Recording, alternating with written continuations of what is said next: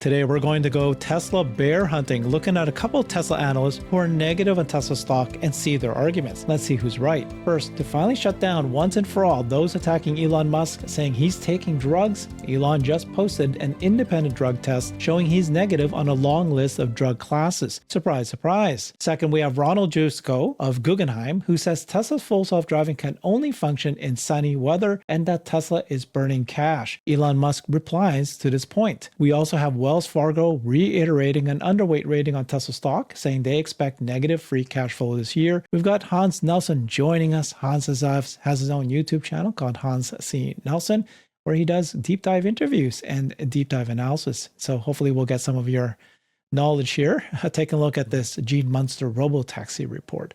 Welcome, Hans. Thanks for having me.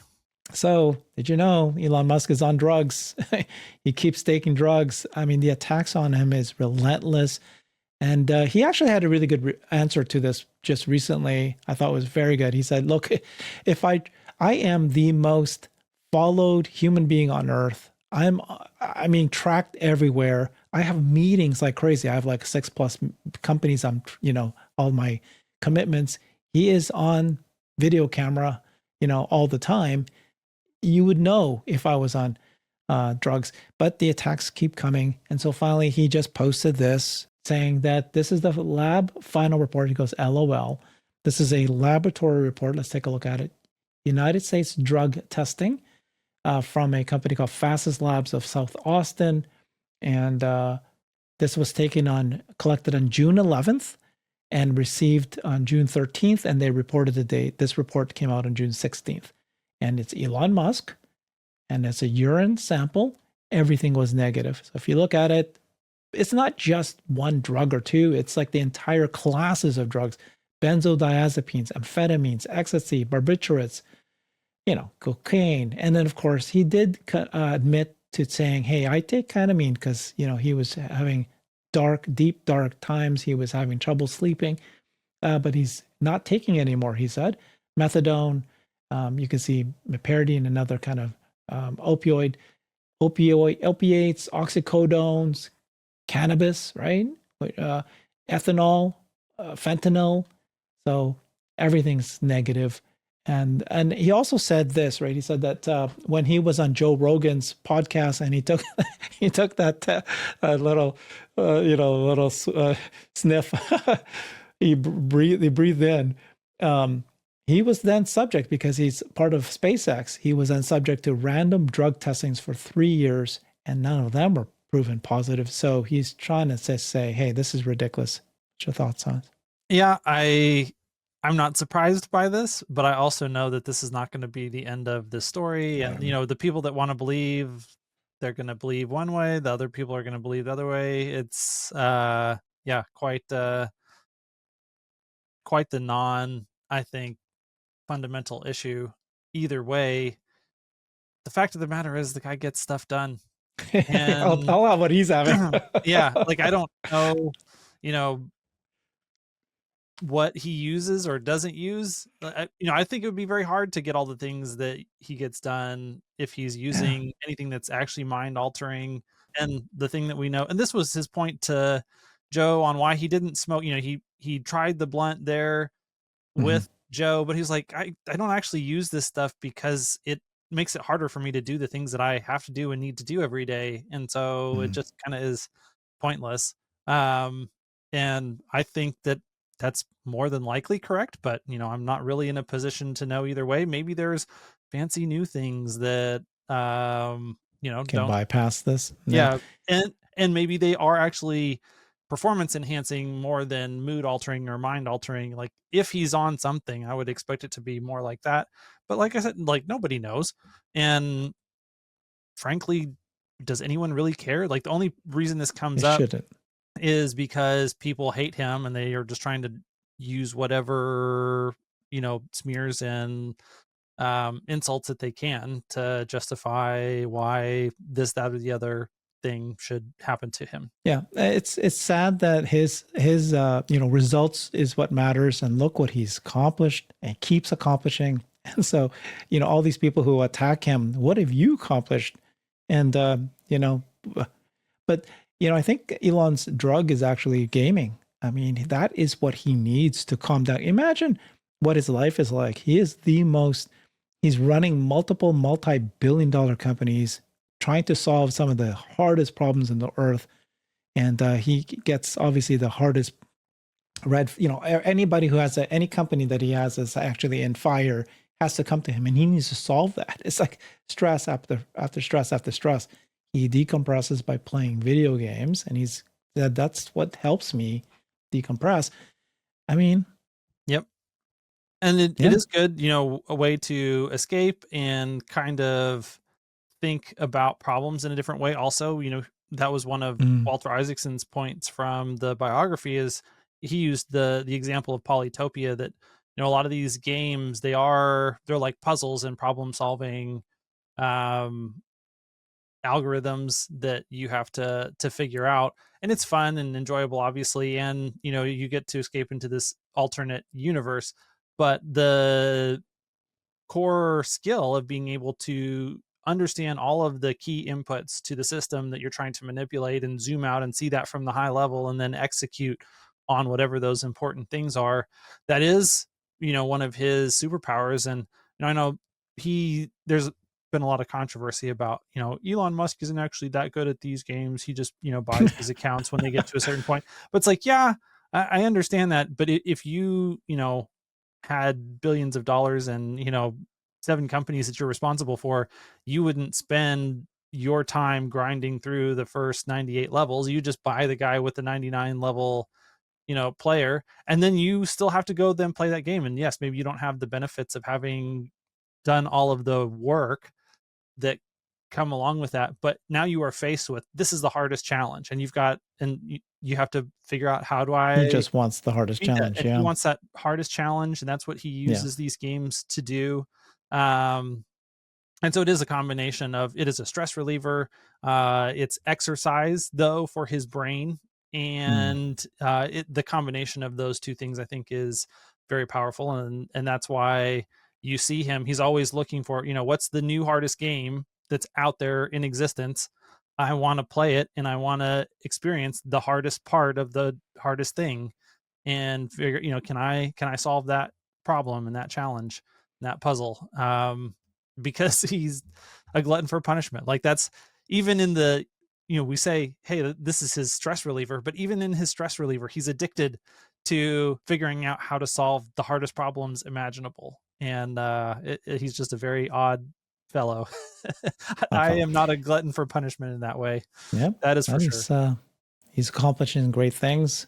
Hopefully this drug report shuts some people down, but like you said, probably not. Okay, so we have quite a number of these Tesla Qs, analysts who don't see things the way we do, which is fair. Let's listen to what they think, and then let's react to it and see if you agree or don't agree with what he might say. This guy here is he's the analyst for Guggenheim, and he's saying he's spoken to all the experts who tell him that full self-driving can only function in sunny weather and Tesla's cash burning. Elon replied to that, saying Tesla FSD can operate in all conditions. Before we get there, we'll cover that in detail, because I know you've got a lot to say about that. Let's listen to what he says first about the stock, and then we'll talk about what he thinks about the technology. Sell on it today. If I crossed out the word sell and I read it, I would be buying. I mean, it's that positive. It's about Robotaxi, and it's about the total addressable market. And initially, Tesla won't do that well. But I've got to tell you, I would never sell Tesla in this. That was Kramer on the show last week, challenging this note from Guggenheim on Tesla this morning, or actually last week, which did explore the potential risks with the Robotaxi push, which we're getting closer to that June 22 date. Joining us this morning is the analyst behind the sell call, Ron Jewsikow from Guggenheim, who joins us here at Post 9. It's good to see you, Ron. Thanks. We've been talking more and more about the split between the price and fundamentals on this name. Has that been confounding to you? Yeah, absolutely. I think went back to when we downgraded the stock to sell, if you had told me 2025 earnings estimates would go to under $2, we're at $1.40 for the year, from $10 when we downgraded it, I would have done it again.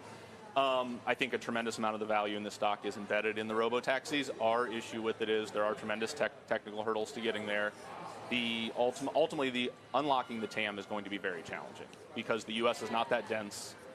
getting the cost per mile low enough that it will displace car ownership is going to be challenging. And we think the stock is embedding something like 10% of all miles traveled being on the Robotaxi network sometime between 2035 and 2040. But when you're talking about the TAM, it doesn't sound like you'd be that much more enthused about Waymo or any other player in the space. Yeah, we don't formally cover Waymo. I think what we see as the near-term opportunity for Robotaxis, near-term being 5 years plus, is primarily going to be either supplementing or displacing rideshare, and that is a big question among investors. Is this going to be going over the top of ride-hailing, or is this going to be something that ride-hailing uses to augment their network? We don't cover the ride-hailing industry, but I think that is probably a more salient investor debate right now. Ron, what are the technical problems that you believe they haven't been able to surmount? Yeah, I mean, I think if you look at the FSD data, and it is pretty limited, Tesla does keep it pretty close to the vest. But if you look at the FSD data online, what is widely available, the system does struggle in fog, rain, direct sunlight.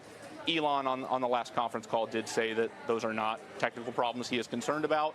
But the data we have available to us and all of the kind of experts we have talked to about camera-only autonomous systems do suggest that it will struggle in certain weather conditions, and it's tough to have a robotaxi network if it doesn't work rain or shine, because ultimately demand is highest when weather's the worst. Okay, let me pause it there. What's your reaction to his assertion that Tesla's cars FSD does not work unless it's a sunny weather? Well, you actually probably have the best experience with this. Here in Texas, it's not nearly as rainy as it is there in Washington. So, how does it work for you when you're on hardware 4 driving around in lots and lots of rain? Mm-hmm. I mean, I've heard people say that, oh, my car shuts down, full self-driving shuts down when it's heavy rain. I've heard them say that. I've never experienced it, and I've been in heavy, heavy rain. Driving from Vancouver, Canada to Seattle, something I do quite regularly, back and forth, because my family lives in Canada, quite regularly, like once a month, once every 2 months. And there's lots of, I do it all year long. I've never had full self-driving shut down. It will say it's degraded, right? But doesn't mean you can't drive it. So I've never had an issue with it at all for that. So it works fine for me in rain. And I would say that in my experience as a human driver, when there's lots of rain on the road, my driving ability is also degraded. So, exactly. Yeah. That's a very good point. I mean, people always ask, well, what's going to happen if there's shut down fog and snow? And same thing, well, what would happen if you were driving in that? You shouldn't be driving. You should not be driving. So what's wrong with, let's say, a robotaxi saying, hey, I'm not going to drive? I mean, I've had massive snowstorms where there's nobody in the streets anymore. Well, that's probably what they should do as well in that period of time. It's like, well, you just need to be equal to humans and better than humans. But you don't have to be like this, it can accomplish every single weather. Yeah, do you really want to be, the only car on the road in the middle of a blizzard when the humans are like, heck with that? That's kind of dangerous. That is the scenario that you get the sense that these experts are trying to say, like, it needs to be able to do even these things that humans don't do. And, I don't know about that. Maybe not. But my understanding of the technology is that, the biggest thing is just going to be keeping the cameras clear, as long as you can keep debris off of the cameras. And you're talking about just looking through water, it is degraded in the rain, but it does still get the photons, and we as humans, we can kind of understand what it is that we're seeing, even when we're looking through rain that's on our windshield or, rain, just the mist that's in the air and all those things. I think the cameras can learn to do that as long as they are overseen by a very, very intelligent artificial, neural net, and just the way that we do that. And so, I mean, this is why Elon has been so hardcore on the only way to really solve level 4 autonomy at scale is with a really, really, really, really, really smart artificial driver, not a driver that has, superhuman sensors, but is still a retard. And that is the challenge that Tesla is trying to solve, and they are trying to solve it in the best way that anyone in artificial intelligence knows how to do that, and that's with a giant computer, the biggest computer that you can find, and the most driving data that you can get your hands on. And that driving data includes rain, snow, fog, all of these things that people say that it can't drive in. And so my confidence that it can drive at the level of humans or better over time in these scenarios is pretty reasonably high. As long as we don't find out that there is some sort of fundamental challenge with the way that the hardware for cameras are architected, since we haven't really, tried to solve that problem super well and in depth. We just don't really have the data yet on if there's some fundamental flaw in the hardware for camera setup. If that is the case, and we have to replace the cameras or do something in order to have extra heating around those so that it evaporates water, we'll see. But those are all engineering challenges that can be solved, and it doesn't have anything to do with cameras or not. It's not that, you need to get rid of your cameras and you need to add LiDAR. It's just making sure that your cameras actually have the ability to see. Yeah, and so Elon did say Tesla FSD can operate in all conditions, just to clarify that. I wanted to mention my own experience as well, that, sometimes we're looking at the cameras, the side repeater cameras, and they look like that they're blurry, they look like they're not as crisp. You just wash them, you clean them, all of a sudden they are 4D, they're 4K, they're really clear. So these robotaxis, they will be washed, they will be cleaned nightly, and in some cases each ride. And then I also have had experience where the people will say, "Oh, I've got these, the cars can't drive in direct sunlight." That's not true. We'll see, we'll find out. But my own experience was I kept getting one after another every time I would get a thing where it says, sun glare is too strong. And so then it said, if this keeps happening, go bring it into service. I brought it into service. They cleaned up underneath the front camera, underneath the windshield. They cleaned that up because there's a known issue for hardware for cars, the brand new cars, with some sort of like vapor that would fog it up. Once they cleaned that up, this has now been 4 months, almost 5 months, never been an issue again. Never once gotten that. And then we're now in, closer to summer than we've ever been before, a sun glare issue. So if you are experiencing that, please go check that out. Have that cleaned. It takes 20 minutes for Tesla to fix that. So oftentimes it's like operator error. And then I think that in the new cars, they're now adding a new front bumper camera. So that apparently in the description is also going to be used for FSD, not just parking. And so, yes, it could be that Model 3s, the old cars, are not as effective as the new cars, but adding more cameras, it can function even in heavy rain, right? Or more likely to function better. Yep. And I mean, if you also look at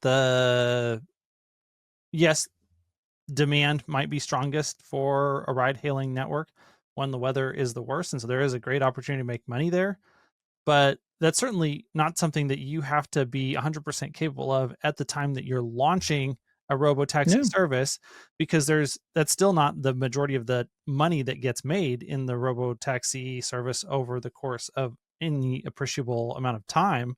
And so you can start in the weather that's conducive. It's not going to be sunshine only, but you can say, hey, if there's more rain than this, we're not offering service. If there's more snow than this, we're not offering service for right now. And then you can grow into your ability to provide ride hail under those conditions over time as well. And you can use, all of the data that you're collecting at scale when you're operating the ride hail network already in order to be able to solve those problems. And you just kind of, push the boundary, like we can get data up to here, and then you push it a little bit further and then a little bit further, and eventually we'll be able to do all of those things if it's even a problem. Like I said, we're talking about hypothetical things that they're saying it's not going to be able to do. Just like Elon's never going to be able to land a rocket backwards in the middle of the ocean. Yeah. It's not possible. Tesla's FSD can't function in sunny weather. Okay, let's listen in to the rest of his interview here. Been able to surmount those, at least in Europe, based on the data that you've been able to see. Obviously, he clearly says we're better than LiDAR and radar in terms of what Waymo has, and our neural network ultimately, and the data that we have is going to enable us to be able to surmount any of these issues in the near term. Yeah, no, it's a good question. Nothing we've seen in the data suggests they have solved this problem, but they are very confident that they either have or will solve it based on their public messaging. I think where we struggle is if they cannot solve it with camera only, or if it's limited in scope and scale in terms of the times it can operate, ultimately this TAM doesn't get unlocked, right? Or it gets solved by another provider. And if they have to solve it a different way than they've promised, what they've promised historically is this generalized approach to autonomy. That's not what we're getting in Austin when this launches in a couple of weeks. The approach that's launching in Austin is a different version of FSD. Elon has said that publicly. It has 4 times as many parameters. Then you have questions of if the current fleet of Teslas is powerful enough, the computer, the inference compute on the vehicles is powerful enough to run FSD.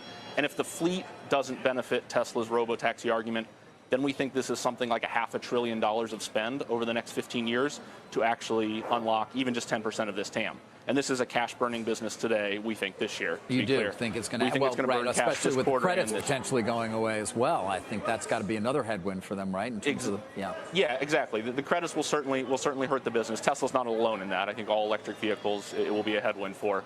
They're losing share in China. You're seeing tremendous amount of competition from Xiaomi, BYD, and others. And we think the business is basically X growth in China. I think it's a debate if it's X growth in the US and Europe.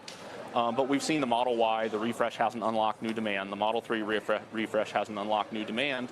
So we're very confident it's cash burning this year. I think the question is it cash burning next year? And that is before they have to lean in to spend on this robotaxi network. It's really heroic what investors have to underwrite here, is a business that generates no free cash flow, valued at $1 trillion. And while we get painted as bears, and I think that's fair, we have a sell rating on the stock, ultimately, I don't think valuing this as a $450 billion business that's not generating any cash flow feels that bearish to us in terms of the valuation line. Whoa. Okay. Yeah. So actually, as far as the bears go, I find his, he's got a very logical set of skepticisms. Now, do I agree with the areas where he's skeptical? Maybe not, but he's not just a completely unhinged person like Gordon Johnson. And so I get if you don't think that Tesla can deliver on the technology, and if you underestimate what they can deliver on the technology and the size of the TAM and the amount of money that they can generate off of that TAM, if you think none of those things are justifying what the share price costs today, then you should not buy the stock. And that is, I would agree with him. And there's going to be, the entire market doesn't all coalesce around one opinion about how the performance of the company is going to go. Different people are going to do different things. And so I think that corner of the market should not continue to invest at Tesla at these prices. And that is just how a marketplace functions. Different people, different groups of investors have different views and different strengths and different time horizons. And one of the things that makes this easier for a lot of us Tesla retail investors is that and this is not all Tesla retail investors, but if you have a 5 to 10 year time horizon and you believe in the long-term upside of that TAM, he said that he thinks that the valuation today implies that Tesla Robotaxi network sometime between 2035 and 2040 is 10% of, miles driven in the United States. And if you believe that, yes, there will be choppiness between here and there, but that Tesla is going to have a significant unit economics advantage that they can deliver to customers transportation per mile that is 75% or 50% of the price of other things, then maybe you think 10% is actually low and you're willing to wait for that over time to play out. then, all of these near-term skepticisms don't bother you nearly as much, and you will be able to pay a little bit more price today for those discounted future cash flows. And that's how the stock market works. That's how it And the works. question is, who's going to be right? Mm-hmm. It just felt like to me that he's incredibly negative across the board. They're only launching, in all, yes, it's a couple of weeks from now, but they're only launching, what they didn't promise was he was thinking they were going to, So his point about the Robotaxi is not using the same version of FSD that's in the cars today. It's like, well, yeah, that's it can run. Those cars that are coming off the line, those are the same hardware for Model Y Juniper Refresh that are being sold to customers. So the hardware is the same. It's just a different fork of the software. And of course, that fork of the software is going to be different for right now. And eventually you will adapt that to be able to be unsupervised for the normal drivers. So, I think he's completely off base in thinking that there is some sort of a hardware difference. There is, legitimate criticism, or not criticism, but observation of the fact that, yes, now all of a sudden we are including those bumper cams on these new ones. Those bumper cams haven't existed on all the previous cars. And so there might have to be something that we have to do to put bumper cams on all these other cars if that's necessary. So it's like, there's a little bit of ambiguity in his statement if he's talking just about the software or if he's talking about some of these hardware changes that have been made.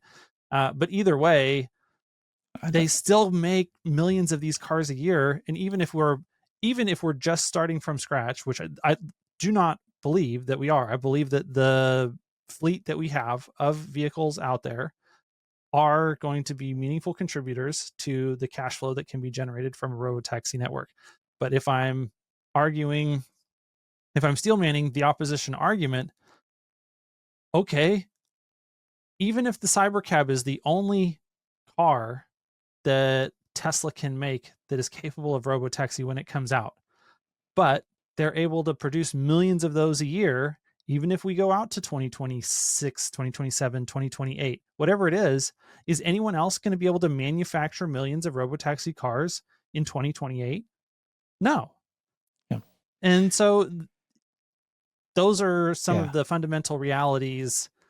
And so if you combine the manufacturing scale with the fact that, that it's definitely going to cost under $20,000 to make, definitely. Like, we can debate, maybe it's going to be lower than that even.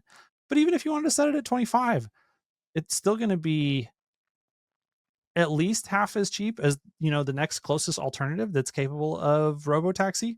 So yeah, that's end of the day, take a look what we're talking about here. Guggenheim, this guy only cares about cars. He's talking about cars. He does not cover Waymo. He does not cover the ride hail. He doesn't believe in Tesla's full self driving. He says, okay, it's going to take him 2035 and onward. He doesn't know anything about the technology. He's told that it doesn't run in only in sun weather. That's all he knows. Let's talk about car sales in China, cash flow. That's it. So if you don't believe in Robotaxi, it doesn't follow Waymo, then okay, that's where we're at. No mention of the fact that Tesla has the largest training cluster of any automotive company. No, he doesn't know any of that. Yeah, they have all this data. Yeah, which is fair. Then you've got Wells Fargo saying this. I mean, we know Wells Fargo. They've been the biggest, one of the winners of the biggest bears for years. They just have the lowest amount here. So they're still doing $120 price target on the stock, still underweight rating. We now expect fiscal year deliveries down 21% year over year. Q2 deliveries look flat versus a weak Q1. He's talking about Wells Fargo estimates 343, talking about cars, right? Q2 deliveries aren't showing signs of recovery. ZEV credits and all that, critical profitability. So this is it. Their free cash flow burn of 1.9 billion, the first negative since 2018. Slower Model Y sales, lack of updates in an affordable model, minimal progress on Robotaxi and Optimus are said to be eroding investor confidence. Really? Oh, wow. Okay. Minimal progress on Robotaxi and Optimus are set to be eroding investor confidence. Okay, I guess which investors are you thinking about? The stock trades at a staggering 172 times consensus of 25 EPS, 400 times our 25. So, yeah, they just think that this is not at all.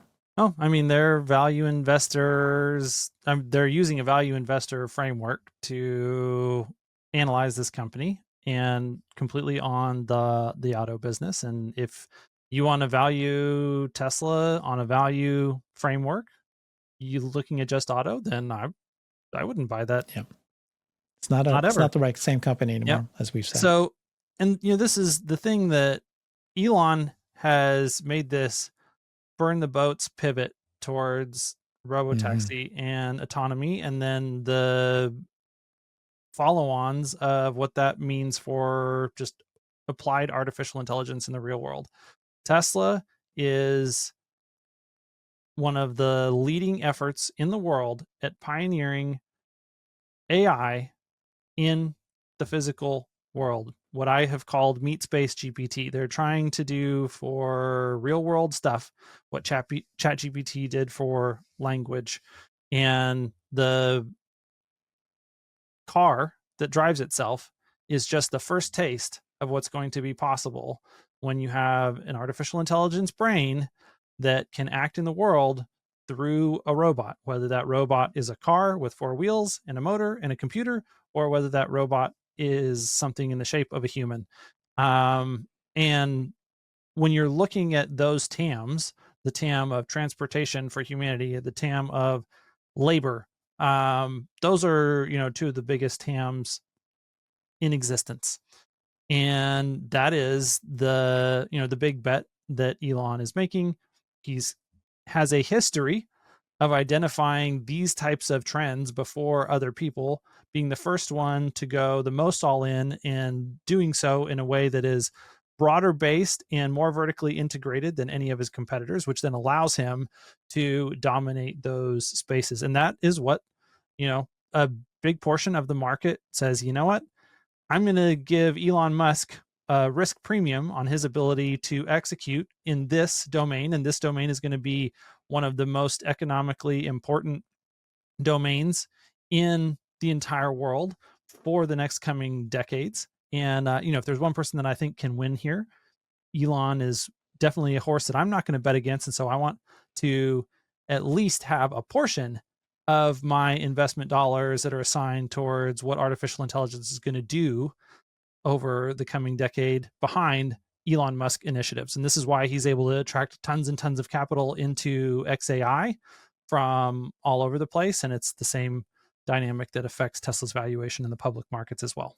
You made a good point. I think that these analysts are really just, they've been, they're good at following auto, right? So GM, Ford, Toyota.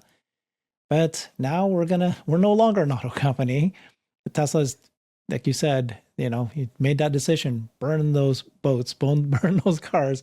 We're now an auto AI company, physical AI. And so they're just, it's normal to have a pruning of analysts who was following a car company, not getting anymore, doesn't believe anything in Ford, and just looking at it based on basic stuff, which shouldn't be looking at it. And very simple market logic behind this. If NVIDIA is really worth $3 trillion today on their way to $10 trillion soon, the only reason that makes sense is if NVIDIA customers are able to solve problems in the real world that provide value that is multiples of that $3 to $10 trillion valuation. And Tesla is one of the biggest NVIDIA customers on planet Earth. And they're the only NVIDIA customer at scale. Well, according to Wells Fargo and Guggenheim, that's just free cash flow, dude. They're spending too much money. That's wasted money because it's not building cars.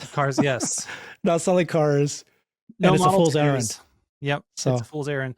But yeah, I mean, the point, there's other big NVIDIA customers, but all of those other big NVIDIA customers are focused entirely on what AI can do in the digital realm. Yeah. Tesla is the only company that is an NVIDIA customer at scale that's focused on solving AI problems in physical space. And so, yeah, that's relatively straightforward logic from the market that if NVIDIA is worth what it's worth, then you want to have a diversity of their customers that you want to have investments across. And one of NVIDIA's customers has got to be worth something. And are you going to place a decent bet on Elon Musk and his execution track record to do that in the one weird offshoot that none of the rest of these big AI players are pursuing in a meaningful way yet, even though they've signaled, Google has signaled interest in robotics. OpenAI has signaled interest in robotics. There's startups that are in the robotics space, but no one else is in the position that Tesla's in. I think that, is self-explanatory logic that a big portion of the market actually agrees with. Well, these guys wish that they stuck with cars, and they'd be much happier if the price was around $250 and maybe going up to $300. Then they'll be bullish then. Right now, they think that a price of a $350 per stock price is way too high, and it's ridiculous that Tesla is even doing AI at all. They shouldn't be. It's like not till 2040 apparently. They might get 10%, and it doesn't work in only in sunny weather. So, okay. Thank you so much, Hans. I appreciate you. Check him out on his YouTube channel. This guy's brilliant. His YouTube channel is called Hans C. Nelson. Thanks, everybody. Bye, everybody. I've created a website that is the most comprehensive resource for the Tesla investor. Please check it out. Simply go to my website at herbertong.com.